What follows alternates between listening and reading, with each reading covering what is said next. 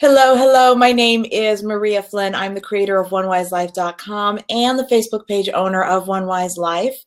I am here. I have this owl show every Thursday with the beautiful Lauren Jono, elite high performance coach, every Thursday at 11 a.m., where we talk about pretty much every aspect of life, personal development, and the practical approach and understanding of things to help you create and live the life that you want. I like to think that we're pretty real, you and I, kind of down to earth. You and I are very practical, not too fluffy about things.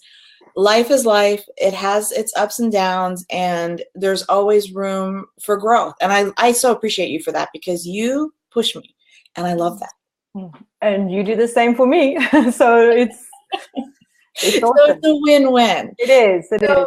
So I appreciate those that have shown up for the show today. So appreciate it. If you take a moment to just tweet it, share it with your friends, let others know what we're about and what we do. The Facebook page, One Wise Life, has passed 165,000 fans and followers. OneWiseLife.com, the digital magazine, is hugely growing as well.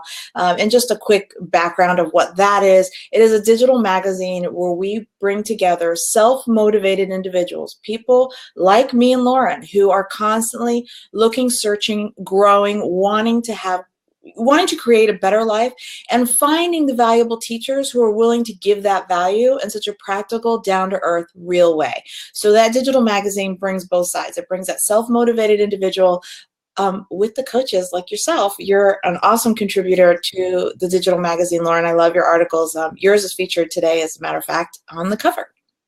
But today we're talking about a topic that you wanted to talk about, and I love it. It's about holding space. And when I saw you send me a message about wanting to do that topic, I loved it, first and foremost, because it is such a trendy thing to say among the healing community. I'll hold space for you. I'll hold space for you. But to ask the question, what does that really mean? And it sort of sounds like, when people just say, I'll say a prayer for you. Are you really saying a prayer for me? Are you really holding space? Like, are you really doing it? Like, what? Thank you. Those are kind words. And I know they're meaningful and they mean well, but are you really doing it? So this is sort of the same thing. When you hold space for somebody, what does that really mean? And if you're new to the show, I'm not only just the owner of OneWiseLife.com or the creator of OneWiseLife.com. I am an intuitive, and I start the show usually with sort of what comes through, because I meditate every morning, and what comes through, I ask, this is what our show is going to be. What is the message that I can share with the audience with regard to holding space? And of course, I had to take notes because it's never just a one-liner. Thank goodness. So I'm going to go ahead and say what came through, but I actually have really one very specific question for you, because I think you are going to bring a lot to the table today. That sort of came through in my meditation. But great. What I heard, thanks a lot. What I heard in my meditation today was that every moment is a gift, and every moment is sacred. The universe is not in and out of your life. The universe is ever present. It is you. That is life, right? So during the difficult times, it is meaningful to honor that moment. And I have to read my chicken scratch. And to love the person and the experience for what it is, allowing vulnerability and non-judgment. It is a time to love the way that the universe loves, without condition and without control. Oh my gosh, I love that. Thank you. I love when I heard it. And for me, when I do these meditations and I ask, I'm empathic, so it comes through as the feeling. And I was almost in tears because the overwhelm of love. Like, you get to tap into that love of the universe. And really, the universe is that. It is such a tremendous, profound love that we are tuned in with. We are tapped into that, and we forget. We just forget how much love is there for us. We take for granted of the oxygen that's there for us every moment of the day, that the sun rises. We don't go to bed worrying that the sun rises the next day. It's just there. The universe works in such perfect, divine synchronicity, and we are that. We're not separate from that.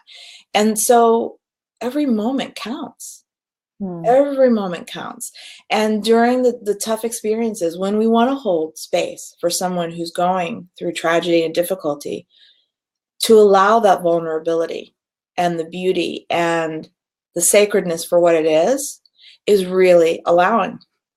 Just as a quick story, what's the difference between allowing and holding space for someone going through an experience versus not necessarily not holding space, but just two different ways of operating.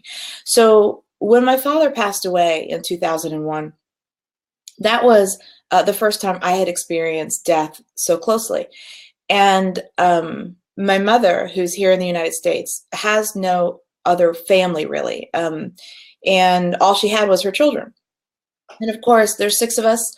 My mother speaks very broken English. And the day my father died, I'll never forget, everybody showed up at the house to be with her. And the very first thing that happened was, and I love my brothers and sisters for this, I really do, because they're all entrepreneurs. They're all take charge, go get them kind of folks. So the very first thing to do was to discuss the to-do list. This needs to be done. We need to call this. We need to take this. Mom, the way they were taking care of her was allowing her not to have to worry about the details, not even the money. Like, they took care of everything, which was lovely. But as somebody who has tapped into this side of myself, what I was feeling from my mom was she really didn't care about the details. There were things that kept her mind busy. If they asked her, would you prefer morning, afternoon, all those kind of things, they kept her busy, but that wasn't the feeling that I was getting. And I recognized that she wasn't given the space to mourn. She was being mom. She wasn't being the woman, the partner, the wife, right? She lost something. They had been married. My mom is going to be 90 in January. Wow. So 2000, yeah. So that's a long time to have a partner and to, dramatically change your life from one day to the next. And I'll never forget that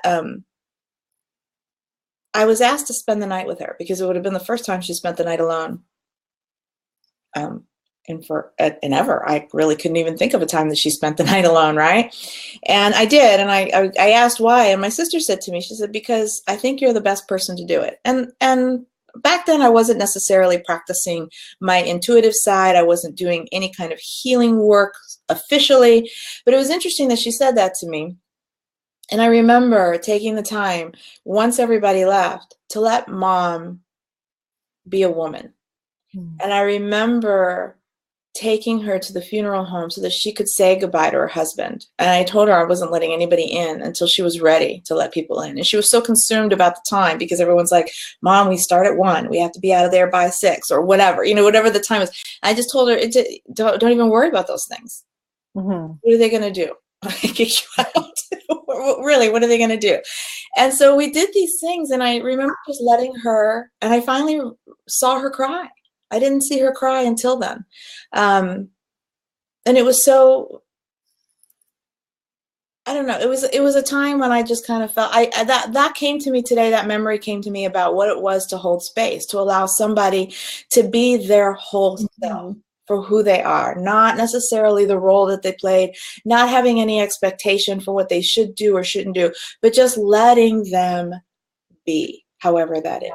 And, yeah, so that's my example of holding space. I don't mean to bring this down, but when we hold space for somebody, it's because they're going through something.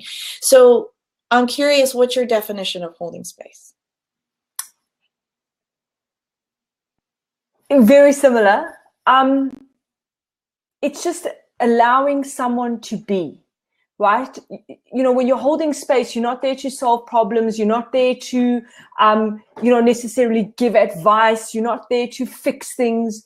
You're just there to almost be that bubble around the person that they can fall apart if they want to. They cannot. They can talk. They cannot talk. They can be quiet. Whatever it is, it's like, to me, it's like just that bubble around them where they feel completely safe to let happen whatever they need to let happen. and not overwhelming them with, oh, you know, whether it's advice, things to do, things to think about. It's kind of being the quiet around them, the calm around them, you know. And it's interesting, when I sent you, you know, the suggestion of this as a topic, I was thinking about mostly, you know, when people are going through a difficult time. But today what came up for me is like, imagine if we could do that all the time. Oh, I love that. You know, and first hold that space for someone to be who they need to be before we start jumping in and talking and giving advice and direction and all of that. So, you know, that's something that came up for me today. Oh, and I love that. I mean, talk about tapping into being authentic, right? By you allowing somebody else to be their whole self. That's really beautiful to think that way. And when I was doing healing work in the past, that is, I mean, healers kind of do that, don't they? They hold the space for the person, and they meet them, at least good healers, I think, meet them where they are without expectation. Without expectation, right? Yeah, I love that. I love what you just said. It's interesting because I think by holding that space and by allowing people to show up authentically as they are, then you're not just holding the space for them. As you said that, what came through for me at that instant was, you're allowing not just the space for them, but the space for their light to shine in its brightest way, without filters, phases, and what should be or shouldn't be. Because when you're authentic, you're bringing your brightest light. And by holding that space and allowing that freedom to be that, then the universe supports it wholly. And if it's not something that jives with others, they fall away. And it creates that natural filtering process again, where, you know, the more light you shine, the more you're ever present and in alignment with the universe, who you are, what you're here to do. And you're not bothered with the fog of keeping up pretenses for others. That was brilliant. So my next question is this, and this came through in meditation as well, as a question for you, which is what I think is going to set the stage here. But one of the things that I recognize, that I've seen and I've been a part of as well, is that when tough experiences happen, it's also the breakdown of relationships sometimes. Like, tough experiences can be the breakdown of relationships sometimes, whether it's a friend or a partner, and sometimes it happens because people get angry because, you know, so-and-so, I love her, she's my best friend, whatever, but they were nowhere around when I was going through this, right? So half the time, I think people don't even know what to say or what to do. They don't know how to help another person. So for those people that don't know how to hold space, how to give that bubble, like you said, I love that, to give that space, to be that bubble, how difficult times sometimes are difficult to talk about, difficult to experience, difficult to face because it brings out something else within yourself sometimes. What are some steps that people can physically do to create the space? Aside from just saying that we're giving them the bubble and the space, what are the things that they can actually do or say to help move somebody, or to help be and hold that space for somebody? I think it's about being honest, right? And say, if you're uncomfortable, you don't know what to say, you don't know what to do, but you want to be there for someone, is to say that, like I don't know what you need, and I want to be there for you. You know, tell me, what can I do for you? And most often that person will say, just be with me, just come and visit, just sit with me. So it's not being, you know, getting the ego out of the way, that you have to have all the solutions and the answers, and just saying, you know, this is new for me. I haven't been through this, and I want to be there for you. Help me support you. Help me be there. You know, what do you need? I think that's always a good first step, because again, every person's maybe going to need something different. Yeah. Maybe someone does just want someone there in the room with them, but not saying anything. Right. Maybe someone wants someone there to listen, or maybe they want someone to distract them in that moment. Right. You know, and so I think it's sometimes just asking as well, because if you don't know, you don't know. Right. And rather than not being there. And also I think I think we all recognize and know that those are difficult circumstances. So if you've got a good connection with someone, I think they're also going to recognize that it's not easy for you either. And so I think it's just being honest about what you know and what you don't know, and what you want to do to be there for that person. Does that make sense? It does make sense. It does make sense. I think by being honest, you show up real. By being honest, you show up real. As you were talking, I was remembering another memory that I was having when I didn't know how to handle somebody's situation. And I am empathic, so sometimes you gotta practice that. You can practice. You don't have to be empathic to practice empathy for somebody, but try to put yourself in that person's place and how do they feel, and what can you do? What would you like if you were going through this? What would you like your friend to do, or your partner, or whomever? And some of the silly things I've done, I've just shown up as myself. Even though somebody's going through a tragedy, I've shown up as myself. And I might show up unannounced or call them and say, what are you doing in 20 minutes? Do you have, like, don't give them too much time to think. I'm here. What are you doing in 20 minutes? I'm free, or I'm home, or whatever. And I remember for a girlfriend, I showed up with the biggest basket of flowers one time. Or a big bouquet, excuse me. And she was like, what's this for? And it was because it was a male thing, right? And I said, who says you have to get flowers from men? Women should celebrate each other. And we showed up, and ice cream. It's just like sometimes you just don't have to say anything, but just having ice cream and just being there with them. And it made such a difference. And it opened up conversation. Just opened up conversation, and that's all it was. And sometimes it's releasing, and that's healing in and of itself, because sometimes if you're by yourself or you're holding something in, you don't know how to release it. So just showing up and being yourself. And mine was silly. Mine was like, here are the flowers. Who says guys have to give them to you? Here's some ice cream, because why not? I mean, absolutely. Sometimes ice cream does solve things, as far as I'm concerned, and chocolate especially. So yeah, and that ended up being an afternoon of just conversation and laughter, from tears to laughter.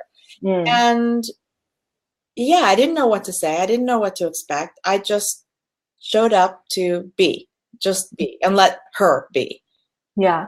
And that's such a demonstration of, and I think this is important, is, that probably took you out of your comfort zone, maybe. And so I think there's a responsibility if you're going to hold space for someone, there's that responsibility to recognize it is going to take you out of your comfort zone. But my God, think how they out of their comfort zone, So, to get out of your comfort zone and yeah, it may not be comfortable, it may not be easy, but as you say, imagine, the situation was reversed. What would you need and want? And it's not always going to be easy. It's not always going to be comfortable, but that's not an excuse not to do it. And I've heard that one many times, and I just have zero tolerance for that. No. I just don't, not if someone's important to you. That's a cop out to me. Yeah, I agree with you. I'm tough that way. And truly, I mean, this is part of that filtering system. I mean, experiences teach us things. As difficult as they are, they teach us things. And if certain people fall away, that's not necessarily the worst thing either. Because you want a strong community of people around you, because life doesn't necessarily get easier. You always are going to have ups and downs. And when you're in those down times, if you've managed over time to really bring in a powerful force of people around you, how much easier is it to get through it? And I just talked about this on my live this morning. I actually even talked about you as, you're one of those people that can ask the questions, the tough questions, in a loving way, in a provocative way, because I know it's coming from that loving place to move, to grow, to be bigger. And maybe that's a different topic with regard to holding space, but it helps shift when you're just kind of sitting here and you're not sure what to do. Not sure what to do. You show up. You just showed up as you, right? And you're such a strong personality that I could have said, not today, Lauren. Not today. Check tomorrow. Tomorrow I might be ready.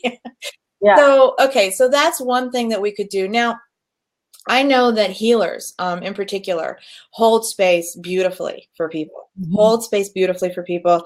Generally, when people don't know or don't have that network of people to go to, we tend to find alternative means to find not just a place of peace, but to find the road to take, a new way to think, to find relief somehow. So that healers are a growing number of people are becoming healers, and that's beautiful, and they hold space for them. But how important is it for the healer to have somebody to hold space for the healer? You know, because that's a lot. That's a lot. To be holding space for somebody is a lot of energy from the person. It's an energetic space that you're giving for that person. So what does the healer do to recuperate? Because that's day in and day out, right? If you've got a business doing healing work and you're holding space like that, what do you do to nurture? And it's so huge, right? Because as a healer, you're giving, you know, all day, you're putting out. And at some point you have to fill up. You have to find a way to fill up. And whether that's, taking the time just to do something that you love, that's refueling and recharging for you, whether that's having someone that you can go to that holds space for you, I think is enormous, whether it's formal or informal. Right. But to know that that's what that person provides for you, so that I think it's important to intentionally know that you're getting that. Yeah. Because otherwise you can just burn out. Well, right? True. And I should say that this is not just healers, but sometimes your partner could be going through something really difficult. So they might lean on you during that time. So how important is it for someone to lean on you? If it's a partner or a friend or someone close to you, a family, if someone's leaning on you, how important is it to nurture yourself, to be able to hold the space for them so that you're not coming down? I mean, when somebody's down, you don't want to go down with them. You've got to remain afloat, be that light. So as much as it is important to hold space, be that support network for somebody so that they can be vulnerable, it's also important to probably break away, recharge, and come back as well. I always joke with Andrew, especially with the big move that we've going on. I go like, dude, we cannot both have a bad day on the same day. It's just not happening. Like, you know, and today is my day, so you need to hold it together. So I love that. But I think what's also important is, in a way, to learn to hold space for yourself. Oh, good point. You know, and I was thinking about that this morning, right? Because there may not always be people around you. There may not always be that network for whatever reason. And, you know, all the things that we say about holding space for other people, don't overwhelm them. Don't always think that you have to fix things. Just be, you know, do we do that for ourselves? You know, like, can you do that for yourself? Not have expectations, not try and fix things immediately, not try and load up all the things that you feel that you need to do, and just allow yourself to go, you know what, this is as much as I can do at the moment. I know there's 5 other things that I maybe should be doing, need to be doing, are important to do. But right now, I don't have the capacity for that. And I'm going to allow not to have the capacity for that. And I think that is so important, and definitely something I'm, you know, working with at the moment. You are going to make me cry, because you just brought up a memory of exactly that for me, where as a mom, a wife, going through something, I didn't want to bring anybody else down. So I didn't allow the space for myself to fall apart. And I should have allowed myself to cry, allowed myself to give myself the space to do that. And the act of suppressing, because I kept putting other things first, right? Putting other people first before myself, ended up being worse. I ended up breaking down more and probably deeper than I needed to be. And it was a great lesson. And now I understand the importance of holding space for myself, and why it's so sacred for me, whether I'm going through something or not, to hold space every morning with meditation, quiet time, a time to come to center, recognize who I am, where I am at the moment, find gratitude, connect with the universe, get in alignment, all those things. And I think holding space like that every day, whether you're going through experience or not, and you said that yourself, allows you to get through tough experiences maybe a little smoother. Yeah. And if you think about it, you know, we always say, you know, if you don't love yourself, how can you love other people or have other people love you? Yeah. You know, and so if you can't hold space for yourself, then and you don't know what that feels like, then it's also going to be harder to hold space for other people. And so it's that same thing of, you know, put the oxygen mask on first, right. and see what, you know, feel what it's like to hold space for yourself, so that you can, you know, provide that for someone else when they need it. I love it. I'm going to take a few seconds to thank everybody who showed up. I see a few faces here, so I'm really grateful that you took the time to invest in watching. If you have any questions, always feel free to ask in the chat room. Lauren is an elite high performance coach, and I love that she's here because I love when you get questions, and I love when you have your moment of sharing amazing wisdom. I totally love it. I'm kind of I'm like a hog that way because I just soak it up. I just soak it all up. So I'm so grateful and appreciative that you're here to do that. So thank you, everybody, for watching, investing your time here with us. I hope that we provided something to think about with regard to holding space, what it means to hold space, and when you say, I'm holding space for you, what that really looks like and what that really feels like. Even if you're not physically with them, even just a phone call, allowing them to feel you holding that space, I think is huge. Or that somebody really knows and can feel from you when you say, I'm holding space for you, that they really feel that from you. It's not just a passing statement. I love that you brought this to our attention today, Lauren, that this was your idea, because again, it's a statement that I see all the time. I'm holding space for you. And you don't really think too much about it. It's a nice thing to say, but really, what are you doing more than just saying it? How are you actually behaving? How are you actually intending? How is your energy actually coming from that? Like, what is the root? What is the energy with which that's said? And are you expanding on that? So I deeply appreciate that. Okay, so we always end the show at 11:30 with a takeaway. What's your big takeaway today, Lauren? I think for me, it's what came to me this morning, literally as I was just getting ready, is to also be able to hold space for yourself. I think that is so important, and to have an awareness of it and to intentionally do that for yourself, I think is going to serve you in so many ways. So I think for me, it's about you as well. Oh, thank you. I love that. I was going to say the same thing, so now I have to come up with something else. No, you know. We'll just compound the message, hammer it home. No, that was really good. That you need, to be able to nurture and care for yourself and to hold that space. I mean, you almost brought me to tears with that, because that is a big lesson of mine. That is a very big lesson of mine, to nurture myself that way and to take care of that, because it's life. It's life, and it doesn't, just something that you're going through doesn't mean that it's not important. If it's happening for you, not to you, but for you, then it's sacred, and honor it and allow yourself to process those feelings and give yourself the space to process it and learn from it and grow from it and move from it. You become bigger and a deeper person because of it. So don't ignore what the universe gives you, I guess, right? All right.